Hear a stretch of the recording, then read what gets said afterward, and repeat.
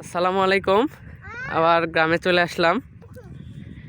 এই যে বাড়িতে আসার পর জমি ঘুরে ঘুরে দেখতেছি, এই যে আমাদের জমিতে মোটামুটি আলুর গাছ বড় হয়ে গেছে।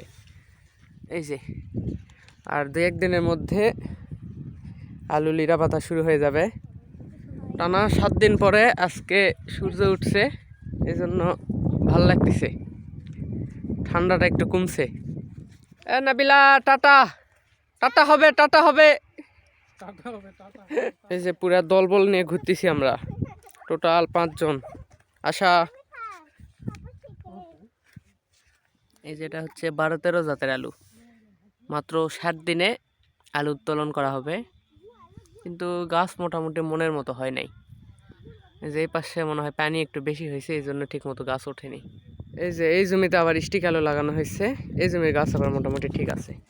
সব জমি ঘোরাফেরা শেষ, এবার আসলাম এই যে সরিষার জমিতে। সরিষার গাছ মোটামুটি ভালো হয়েছে। এবার পরের যে বৃষ্টিপাত হলো, বৃষ্টিপাতের কারণে সব ফসলে মোটামুটি 15 দিন 1 মাস লেট। সব জমি ঘোরাফেরা শেষ, এখন বাড়ির যাই।